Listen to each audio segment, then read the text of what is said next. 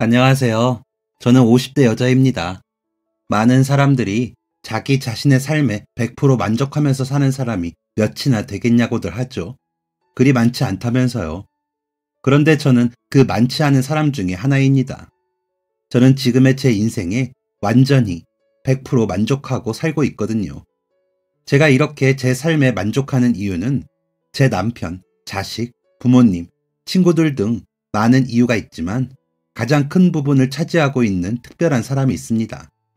그 사람은 바로 저와 한평생을 함께한, 그리고 앞으로도 함께할 제 쌍둥이 동생인데요.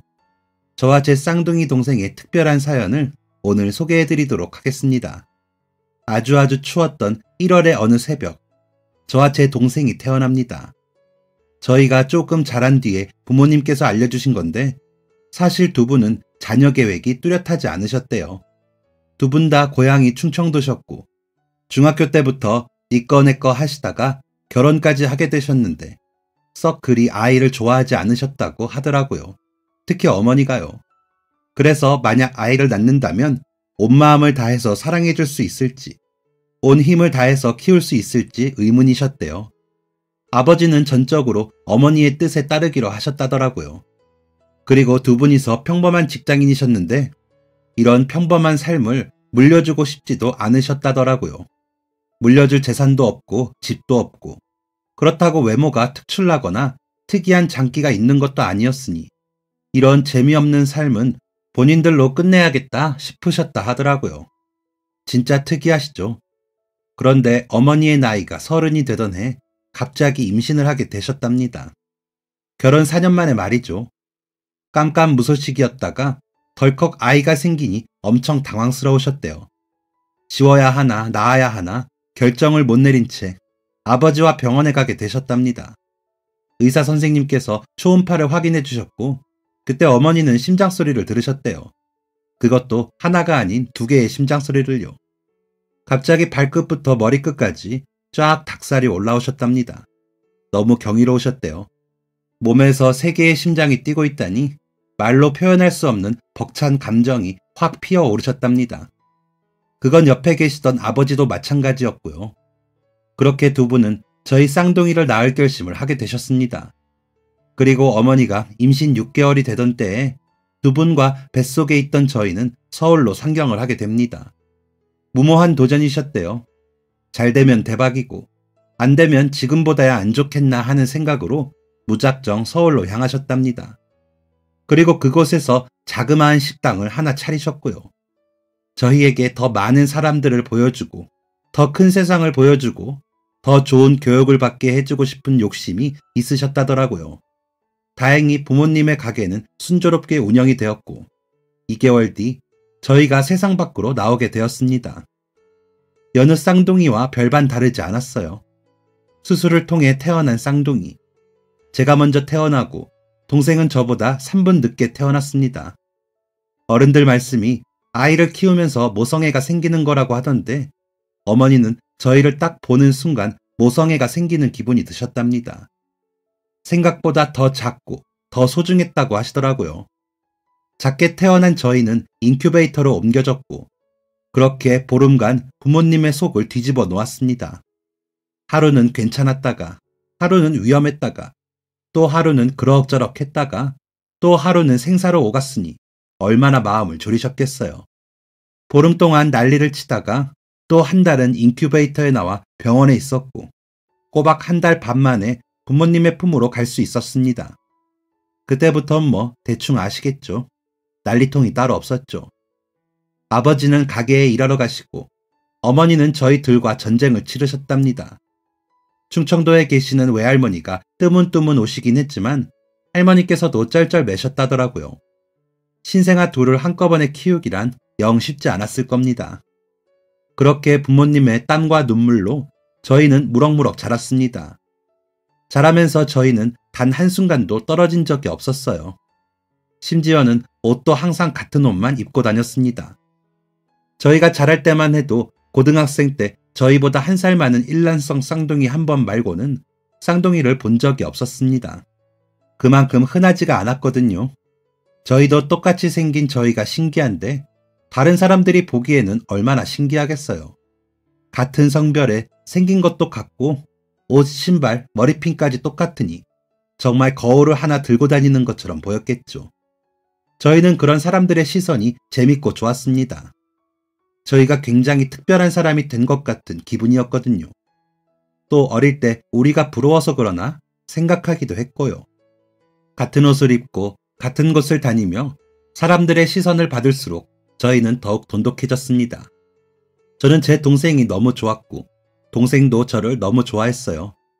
저희는 모든 장난감이 2개씩 있었고 놀이를 할 때에도 항상 같은 놀이를 했죠. 그런데 어떤 어른들은 이런 저희를 탐탁지 않게 여기기도 혹은 걱정하기도 하셨었나 봅니다. 저희가 국민학교에 들어가기 전 유치원 원장 선생님이 걱정 가득한 얼굴로 저희 어머니에게 말씀하셨대요. 어머니, 수진이랑 수연이는 독립된 공간과 시간이 필요해요. 계속 저렇게 두시면 자주적으로 행동을 못하게 될 거예요.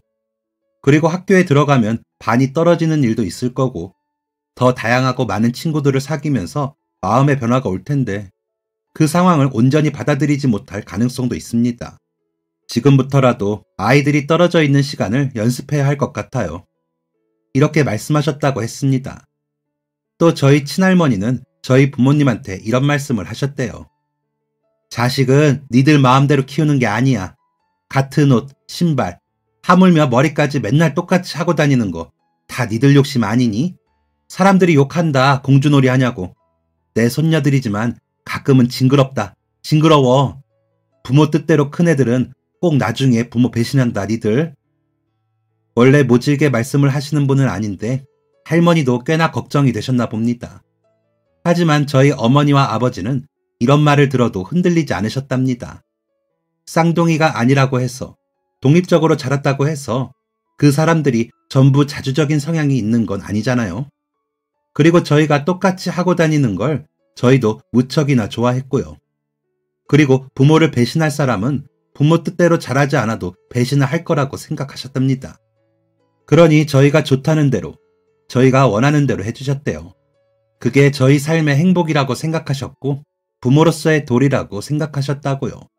정말 100번, 1000번 생각해도 저희 부모님은 정말 현명하신 분들인 것 같습니다. 이렇게 일관성 있는 생각을 가지고 육아를 하시던 어머니에게도 위기가 찾아오셨답니다. 바로 저희가 학교에 들어간 순간이었죠. 저희가 다른 반이 되고 만 겁니다. 아직도 기억나요. 제가 1학년 1반이었고 동생은 4반이었습니다. 청천벽력이 따로 없었습니다.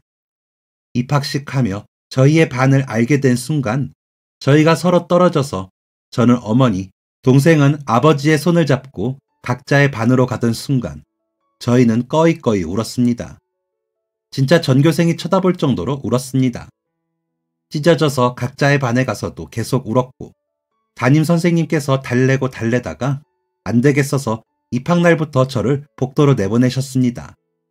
어머니가 복도에서 저를 얼마나 달래주셨는지. 그래도 눈물이 안 멈춰서 한참 우는데 복도 끝 4반 뒷문이 드르륵 열리더니 아버지랑 동생이 나오더라고요. 동생도 울어서 쫓겨난 거였습니다. 저와 동생은 누가 먼저랄 것 없이 달려가서 안았고 그냥 계속 울었습니다. 안 되겠다 싶었던 저의 부모님은 저희를 데리고 학생부장 선생님을 만나러 갔고 사정을 말씀드렸습니다.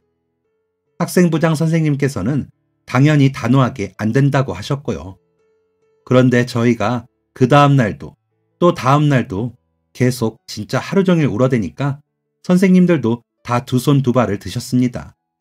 결국 학생부장 선생님께서 동생을 저희 반으로 옮겨주셨습니다. 지금 생각해보면 얼굴이 화끈거리는 민폐 행동이었는데 그땐 동생하고 떨어지면 진짜 죽기라도 하는 것처럼 불안하고 무섭고 슬펐습니다. 그렇게 동생과 국민학교 내내 같은 반을 할 수 있었죠. 돈독한 쌍둥이였던 저희를 마음에 안 들어 하던 애들도 몇 있었습니다. 어릴 땐 친구가 되게 중요하잖아요.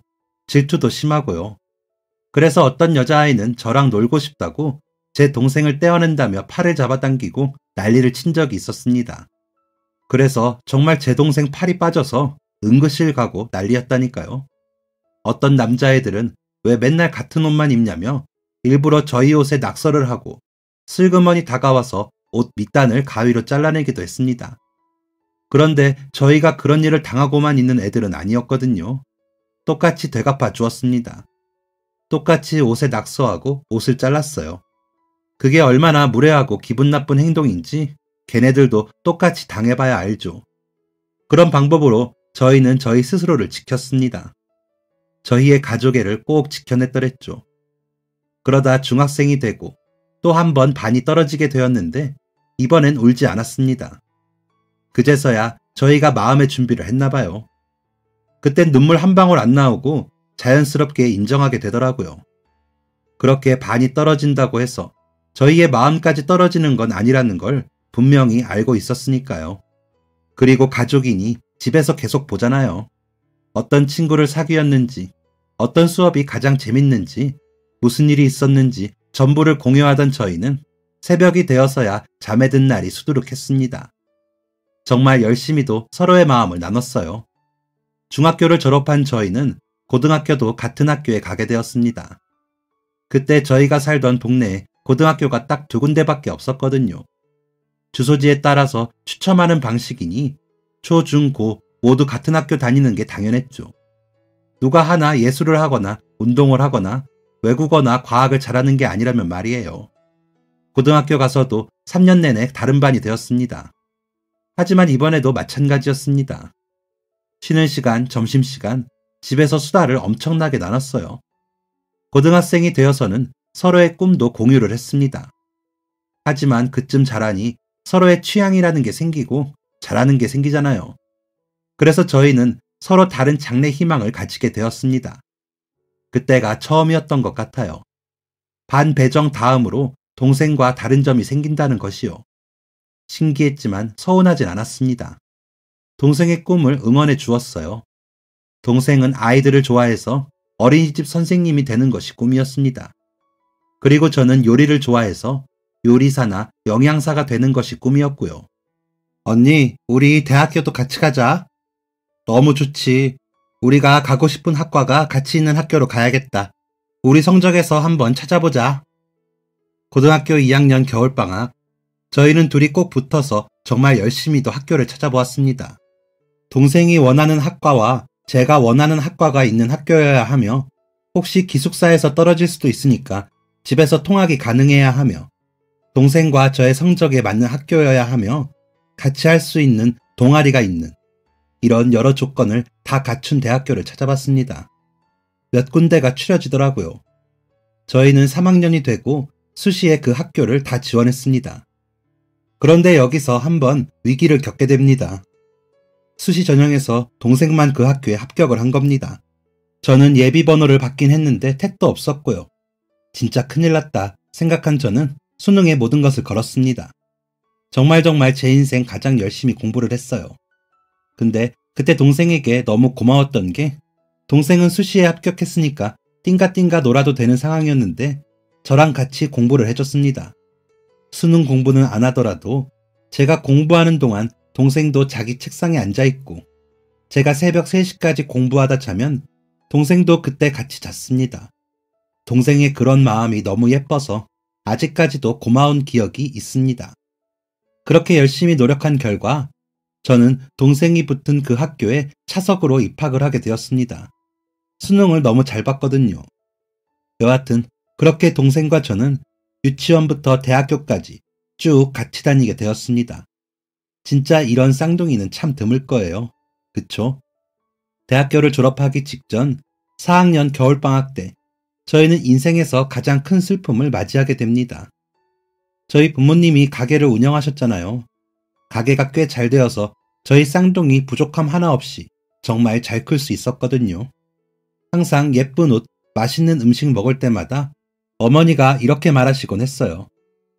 우리 수진이랑 수연이 엄마랑 아빠가 더 열심히 일해서 예쁜 옷도 더 많이 사주고 맛있는 음식도 더 많이 사줄게.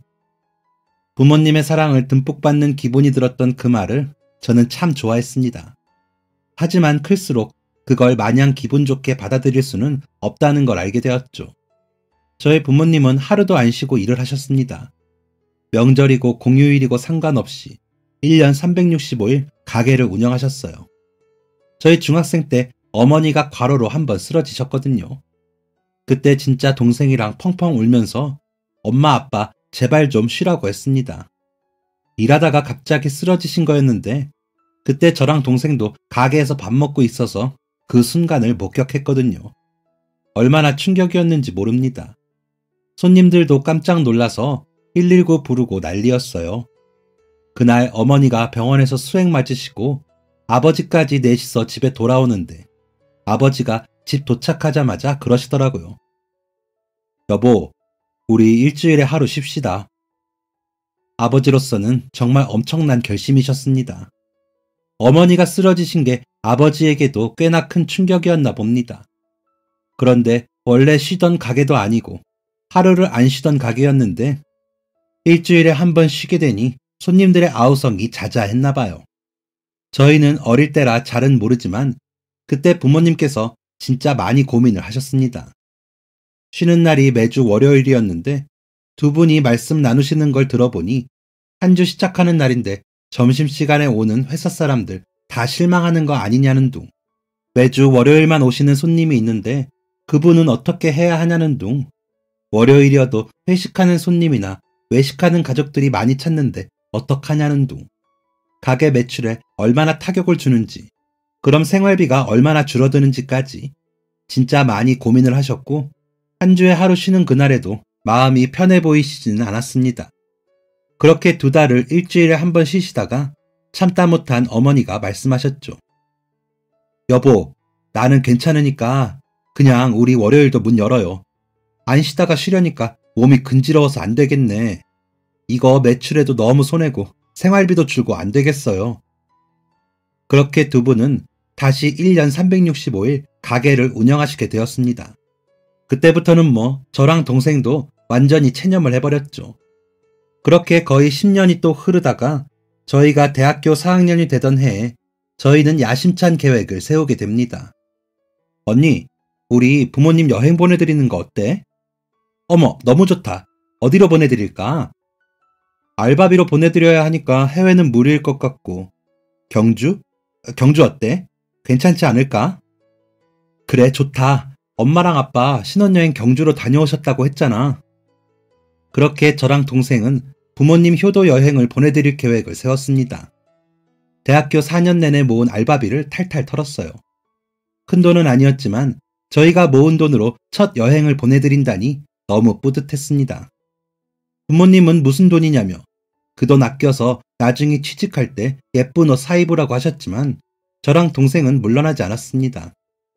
직접 손글씨로 가게 쉰다고 종이에 적어서 가게에 붙여두고 고속버스는 어떤 걸 타야 하는지, 유명한 관광지가 어디인지 책을 사서 꼼꼼히도 찾아봤습니다. 그리고 저희가 준비한 돈을 부모님 지갑에다가 두둑하게 채워드렸죠. 또 편하게 여행하시라고 부모님께 어울리는 신발도 한 켤레씩 사서 준비했습니다. 이렇게까지 딸들이 작정을 하니 부모님께서도 마지못해 여행을 가겠다고 하셨습니다. 짐 싸는 것도 같이 도와드리고 두 분은 여행길에 오르셨습니다. 엄마, 아빠, 재밌게 놀다가 오세요. 그래, 밥 잘 챙겨 먹고. 고마워, 우리 딸들. 잘 다녀올게. 그렇게 부모님은 2박 3일의 경주 여행을 떠나셨습니다. 그리고 그게 부모님과의 마지막 인사였습니다. 부모님께서 여행에서 돌아오시는 날이었습니다. 저랑 동생이랑 둘 다 그날 수업이 없어서 하루 종일 집에 있었어요. 오후 3시쯤 집으로 전화가 왔습니다. 여보세요? 수진아, 엄마랑 아빠 이제 올라가. 엄마, 이제 오는 거야? 재밌었어요? 아유, 말도 마. 너무 재밌었어. 진짜요? 다행이다. 아빠가 저녁에 외식하자고 하시는데 어때? 저희는 좋죠. 그럼 가서 짐만 내려놓고 나가자. 엄마랑 아빠 이제 곧 버스 타거든. 금방 갈 테니까 기다려.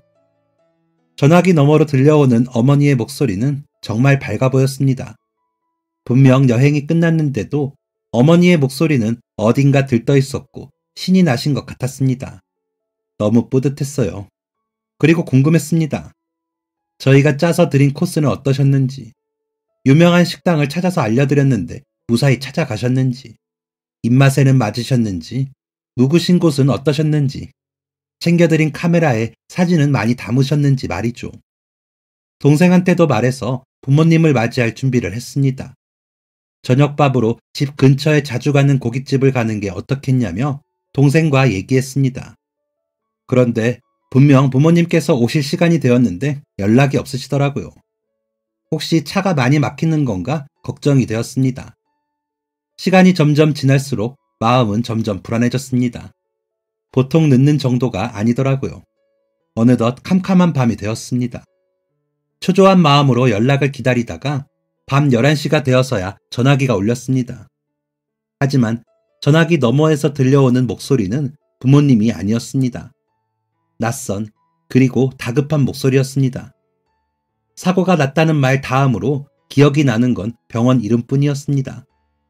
그냥 미친 사람처럼 동생이랑 달려나갔습니다. 나가서 택시 잡고 병원으로 곧장 갔습니다. 동생이랑 손을 잡고 있는데 둘 다 손이 덜덜 떨렸어요. 그리고 둘 다 입을 꾹 닫았습니다. 그냥 정확한 상황을 모르고서 걱정하고 싶지 않았어요. 그럼 진짜 무슨 일이 생길 것 같아서요. 병원에 도착을 했고 동생과 저는 말하지 않았지만 가장 우려했던, 제발 일어나지 않았으면 했던 일이 일어나고야 말았습니다. 난폭 운전자가 고속도로 커브길에서 운전을 진짜 미친놈처럼 했고 바로 옆에서 달리던 고속버스가 추락한 것입니다. 그 안에는 승객이 40명 정도 있었고 사망한 사람은 11명이었습니다. 그중 2명이 바로 저희 부모님이셨고요. 몸속이 뜨거워지는 기분이었습니다. 피가 부글부글 끓고 머리가 폭발할 것 같았습니다. 너무 화가 나고 억울하고 미칠 것 같았어요. 그런데 그때 어떤 생각이 들었냐면 괜히 부모님 여행을 보내드렸나 생각했습니다. 바보같이 저는 자책을 했어요. 죄책감이 너무 크더군요. 부모님 장례식장에서도 내가 그때 여행을 보내드리면 안 되었었다고 하면서 계속 울기만 했습니다. 그때 제 마음을 많이 달래주고 제 정신을 잡아주었던 게 바로 제 동생이었어요. 동생도 저만큼 저처럼 똑같이 힘들었을 텐데 뭐든지 똑같았던 제 동생이 저와 다르게 마음이 참 단단하고 강하더라고요. 몇 번이고 무너지고 좌절하는 저를 동생은 꿋꿋하게 지켜주었습니다. 한껏 약해져서 제대로 사리분별도 못하는 저를 붙잡고 정신 똑바로 차리고 살아야 한다는 쓴소리도 해주었습니다. 한 달을 넘게 정신을 못 차리고 맨날 울고 밥도 잘 안 먹고 학업도 모두 놓은 저를 동생은 계속 지켜주었고 그 덕에 저는 겨우 마음을 다잡을 수 있었습니다. 그때 저희 쌍둥이가 더 단단해진 또 한 번의 계기가 되었어요. 제가 원래 졸업하고 독립해서 다른 지역으로 가려고 했거든요. 졸업한 선배가 타지에 있는 호텔 레스토랑에서 일을 하는데 자리를 마련해준다고 해서요. 그런데 부모님이 떠나시고 도저히 동생과 떨어질 용기가 나지 않았습니다. 호텔이야 서울에도 엄청 많으니까. 그리고 꼭 호텔이 아니어도 좋으니까 동생과 함께 지내기로 했어요. 부모님이 안 계시니 정말 저희 둘뿐이었으니까요. 저희는 졸업 후에 각자의 직장에 취직을 하게 되었습니다. 동생은 어린이집 교사가 되었고 저는 영양사가 되었습니다. 동생의 직장과 제 직장은 그리 멀지 않았어요. 하지만 원래 살던 집에서는 거리가 좀 있었죠. 고민을 하다가 저희는 부모님과 함께 살던 집을 정리하게 되었습니다. 세를 주게 되었고 저희는 직장 근처에 오피스텔을 얻어서 살았어요. 부모님과 함께 살았던 집은 둘이 살기에는 크기도 했고 왠지 휑하고 허전한 느낌이 많았는데 보다 아담한 오피스텔에서 살게 되니 마음이 되려 편해진 기분이었습니다. 저희 쌍둥이는 더욱 돈독해졌어요. 사회초년생의 고충도 함께 나눌 수 있었고 낯선 동네의 맛집도 함께 찾아다니기도 했고요. 그러다가 동생이 생애 첫 남자친구를 사귀게 되었습니다. 고등학생 때 동생이 한 달 정도 만난 선배가 있긴 했지만 남자친구라고 하기엔 데이트 한 번 한 적이 없던 사이였거든요. 그러니 직장에서 만난 그 사람이 정말 첫 남자친구였죠. 동생의 남자친구는 태권도 사범이라고 했습니다. 어린이집에서 곧장 태권도로 가는 아이들이 있는데 그때 동생의 남자친구가 태권도 차를 타고 어린이집에 와서 아이들을 데려간다고 하더라고요. 그때 둘이 눈이 맞은 거죠. 3개월쯤 되었을 때 남자가 먼저 동생에게 데이트 신청을 했고 그렇게 두 사람의 연애는 시작되었습니다. 동생이 엄청 설레하고 얼굴 붉히고 떨려하는데 너무 귀엽더라고요. 동생의 색다른 모습을 보게 된 것이 너무 재밌었습니다. 그리고 몇 달 뒤 저에게도 남자친구가 생기게 되었습니다.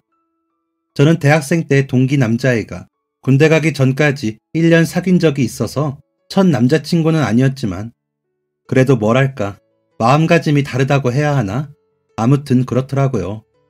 제가 그때 중학교에서 영양사로 있었는데 제 남자친구는 학교 체육 선생님이었습니다.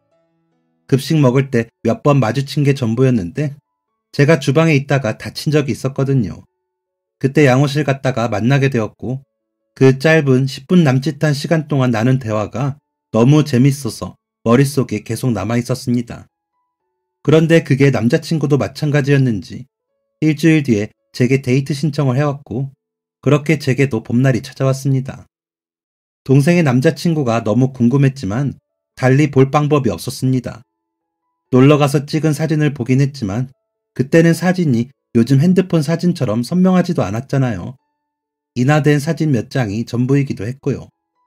그땐 지금처럼 핸드폰으로 사진을 찍을 수 있을 때가 아니었으니까요. 저희가 아무리 쌍둥이이고 똑같이 하고 다니고 많은 걸 공유한다고 해도 남자친구같이 지극히 개인적인 부분은 존중을 해주었거든요. 그걸 모두 말해야 하는 의무가 있는 건 아니었으니까요. 그래서 남자친구가 궁금했지만 보여달라고 말할까 말까 고민을 하고 있었습니다. 그런데 동생이 갑자기 그러더라고요. 언니, 언니네 남자친구랑 나랑 내 남자친구랑 넷이 같이 놀까?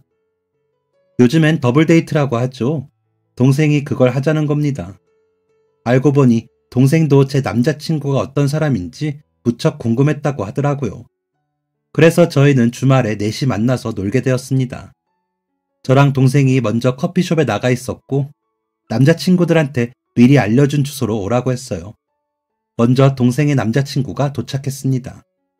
동생의 남자친구가 저희를 보고 깜짝 놀라더라고요.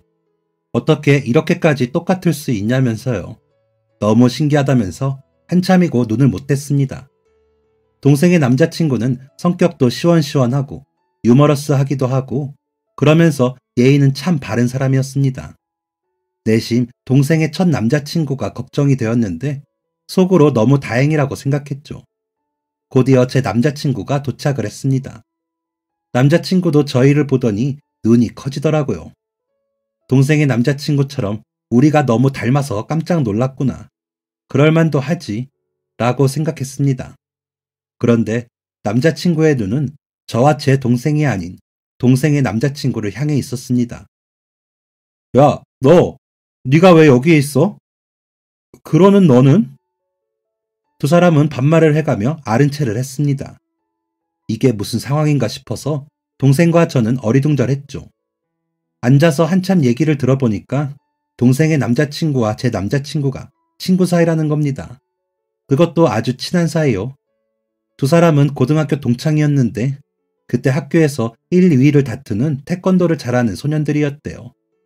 처음엔 라이벌로 시작된 두 사람은 어느새 같이 운동을 하는 사이가 되었고 나란히 체대 입시를 꿈꾸고 같은 대학교, 같은 과까지 갔다고 하더라고요. 졸업 후 동생의 남자친구는 태권도장 사범이 되었고 제 남자친구는 중학교 체육 선생님이 되었고요. 두 사람이 절친이었다니 너무너무 신기한 인연이었습니다. 그날 만남을 시작으로 저희는 종종 넷이 만나서 같이 술도 먹고 여행도 가면서 놀았습니다. 동생의 남자친구와 제 남자친구 둘 다 각별한 저희 쌍둥이의 사이를 적극적으로 지지해주고 마음 넓게 이해해 주었습니다. 사실 이전에 사귀었던 동성이나 이성 친구들은 저희가 너무 유난이라느니 지나치다느니 하며 저희를 이상한 사람 취급했거든요. 그런데 저희는 단지 가족에 대한 사랑이 깊고 서로를 많이 아껴주는 마음이 전부였습니다. 뱃속에서부터 그냥 아예 태생부터 저희들은 함께였으니 많은 것을 공유하고 많이 닮은 외모를 같이 꾸미는 데에 열심이었던 것뿐이죠. 저희를 이해하지 못하는 그 사람들의 마음을 저희는 이해할 생각은 없었습니다. 그들도 저희를 이해하려 노력하지 않았기 때문이죠. 그런 시선들로 쳐다보는 것이 불편하지 않았다면 거짓말이었겠죠. 그 일로 사람을 많이 사귀지 못하는 데에 불편함은 없었는데 조금 속상한 마음은 있었습니다. 그렇기에 저희를 온전히 이해해주는 저희의 남자친구들이 더 좋았고 고마웠습니다. 행복한 연애 시절을 마치고 저와 동생은 1년 차이를 두고 나란히 결혼식을 올렸습니다. 함께 살던 저희 쌍둥이는 결혼 후 각자의 가정을 꾸렸습니다. 동생네와 저희 집이 가깝지는 않았지만 그래도 꾸준히 일주일에 한 번씩은 만남을 가졌어요. 아무리 결혼을 했다고 하지만 제겐 그 무엇보다 소중한 제 동생이었으니까요. 그러다가 동생이 결혼하고 4개월이 되었을 때 너무 기쁜 소식이 생겼습니다. 바로 동생이 임신을 한 거예요. 제게 조카가 생긴다니 너무 기뻤고 저는 임신이 잘 되지 않았는데 동생이 임신이 바로 되니까 진짜 신기했습니다. 그래서 동생의 기운을 받아서 저희 부부도 더 열심히 2세 계획을 했습니다. 임신한 동생의 모습이 정말 행복해 보였거든요. 표정도 부드러워진 것 같고 한층 더 어른이 된 것 같았습니다. 태교를 위해 평소 듣지 않던 클래식을 틀어놓으며 육아 관련 서적을 읽는 동생의 모습은 정말 아름답게 보였습니다. 저도 얼른 그런 모습이 되고 싶었죠. 그런데 이게 진짜 무슨 일인지, 동생의 좋은 기운을 정말 제가 받게 되었는지 한 달 뒤 저도 임신을 하게 되었습니다. 그때 저희의 남편들이 했던 말이 떠오르네요. 아무리 쌍둥이라지만 어떻게 이런 것까지 똑같을 수가 있어? 두 사람 우리 눈에 보이지 않는 뭔가로 연결되어 있는 거 아니야? 그때 다 같이 깔깔깔 웃으면서 행복해했습니다. 동생과 저는 정말 행복한 임신 생활을 보냈습니다. 가족이 늘어난 미래를 상상하며 같이 태교를 시작했어요. 상상만으로도 행복한 그 시간들을 구체화시키는 건 진짜 가슴 벅찬 일이었습니다. 그런데 제가 임신하고 8주차가 되던 때였습니다. 그때 남편이랑 같이 산부인과에 갔습니다. 정기검진을 받으려고요. 임신 확인은 집에서 테스트기로 먼저 했고 바로 다음날 병원에 가서 피검사를 통해 정확하게 한 번 더 했고 임신 6주차에 처음 초음파를 보고 심장 소리를 들었습니다. 2주 뒤에 오라는 선생님의 말씀대로 8주차에 다시 방문을 한 거였죠. 이전 초음파에서는 그냥 작은 점 같았는데 오늘은 어떤 모습으로 변해 있을까 궁금했습니다. 설레는 마음을 가득 안고 초음파를 보는데 선생님께서 말이 없으시더라고요. 신중한 표정으로 한참 초음파를 보시더니 어렵게 입을 여셨습니다. 뱃속에 있는 아이 심장이 뛰지 않는다고요. 계류 유산이라고 하셨습니다. 심장이 딱딱하게 굳는 것처럼 가슴이 답답해졌습니다. 어떻게 이럴 수가 있나? 내가 뭘 잘못했나? 아이에게 너무 미안했습니다. 갑자기 제 몸뚱이가 너무 미워졌고 머릿속이 어지러웠습니다. 눈물이 저절로 줄줄 흘렀습니다. 아직 눈물이 마르지도 않았는데 상담실장님이 수술 날짜를 얼른 잡자고 했습니다. 죽은 아이가 뱃속에 너무 오래 있으면 좋지 않다면서요. 저는 아직 이 아이를 떠나보낼 준비가, 그럴 생각조차 하지 않았는데 말이죠. 수술 일정을 잡고 병원에서 나오면서 동생에게 연락을 할까 말까 고민했습니다. 당연히 말해줘야 하는 게 맞지만 혹시나 동생이 충격을 받을까 걱정이 되었거든요. 그래서 수술까지 다 끝내고 저도 마음의 정리가 되면 그때 말하자 생각했습니다. 그런데 제가 계류 유산 판정을 받은 그 다다음 날이었습니다. 멍한 표정으로 집에 가만히 앉아 있었는데 동생에게 전화가 왔어요. 동생은 펑펑 울고 있었습니다. 언니, 내 뱃속의 아이가 죽었대.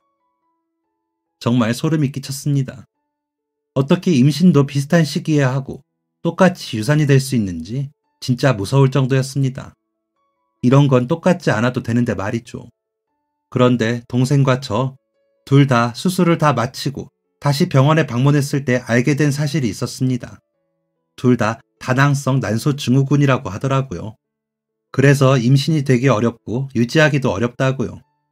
임신 준비 안 할 때는 피임약 먹으면서 생리주기도 조절해야 하고 평소 스트레스 받지 않도록 노력해야 하고 규칙적으로 식사해야 하고 엽산도 잘 챙겨 먹으라고 의사 선생님께서 신신당부를 하셨습니다. 그래야지 아이가 보다 잘 생기고 잘 있어줄 수 있다고요. 어쩐지 학창시절부터 동생과 저의 생리주기는 불규칙했습니다. 그래도 생리를 안 한 적은 없었으니까 그땐 그냥 이런 사람도 있나 보다 생각하고 병원에 가볼 생각은 하지도 않았습니다. 서로가 그랬으니 이상할 게 없다고 생각했죠. 의사 선생님의 말씀을 듣고 동생과 저는 그때부터 다시 제대로 저희의 몸을 아이를 맞이할 건강한 몸으로 만들기 시작했습니다. 사실 저도 말로만 아이 갖고 싶다고 했지 임신 전에 술도 가끔 먹고 운동도 잘 안 했거든요. 제가 준비가 되어 있지 않아서 아이가 버텨주지 못한 거라고 생각이 되었습니다. 그래서 그날부터 동생과 저는 하루 3끼를 건강한 식단으로 챙겨 먹고 술도 먹지 않고 운동도 꾸준히 했습니다. 남편들도 담배도 끊고 술도 끊고 같이 엽산을 먹어주며 노력해 주었습니다. 한 생명이 찾아올 텐데 이 정도가 뭐가 어렵냐면서 말이죠. 매달 임신 테스트기를 보며 실망할 때마다 그만 포기할까 생각하기도 했습니다. 저는 거의 2년을 준비한 거잖아요. 긴 시간 동안 계속 한자리에 머물러 있으니까 좀 지치더라고요. 하지만 그럴 때마다 제 동생이 제 어깨를 다독여 주었습니다. 언니가 아이를 그렇게 좋아하는데 어떻게 아이 없이 살겠냐면서요. 조금만 더 같이 힘내보자면서 말이죠. 덕분에 더 열심히 운동하고 밥도 잘 챙겨 먹을 수 있었습니다. 그리고 6개월 뒤 제게는 다시 기적이 찾아오게 됩니다. 다시 임신을 한 거예요. 생리를 하지 않아서 이상하다 싶어 병원에 갔는데 6주차라고 하면서 초음파도 보여주고 심장 소리도 들려주었습니다. 그동안의 노력이 헛되지 않은 것 같아서 너무너무 기뻤습니다. 그런데 이번에도 마찬가지. 동생에게 말을 해야 하나 말아야 하나 고민이 되었습니다. 동생은 아직 열심히 노력 중인데 제게 먼저 아이가 찾아온 것을 알게 되면 서운하지 않을까, 스트레스를 받지 않을까 걱정이 되었거든요. 그렇게 고민을 하고 있는 와중에 결정을 못 내린 채 동생을 만나게 되었습니다. 동생네서 저녁을 같이 먹기로 한 날이었습니다. 그런데 동생 집에 도착하고서부터 계속 동생의 입가에 미소가 번져 있더라고요. 저녁을 준비하는데 자꾸 매부가 동생한테 가 있으라고 하고 매부가 다 하더라고요. 뭔가 이상하다 생각을 했습니다. 아니나 다를까 저녁 식사를 거의 끝마쳤을 쯤에 동생이 방에 후다닥 들어가더니 작은 상자를 들고 나오더라고요.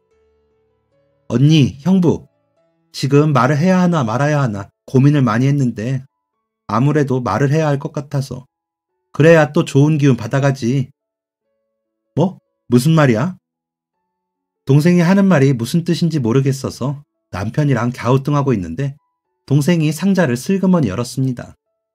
그 안에는 초음파 사진이 있었습니다. 동생도 임신을 한 겁니다.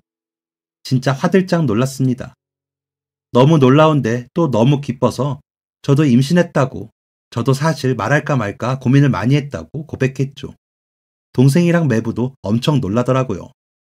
어떻게 이렇게 신기한 우연이 다 있냐면서 말이죠. 하지만 저희 쌍둥이의 이 신기한 우연은 여기서 끝이 아니었습니다. 제 아들과 동생의 딸, 그러니까 제 아이와 제 조카의 생일이 똑같다는 겁니다. 제 아이가 태어난 날은 2월 7일 새벽 1시고요. 제 조카가 태어난 날은 2월 7일 밤 9시입니다. 진짜 신기하죠.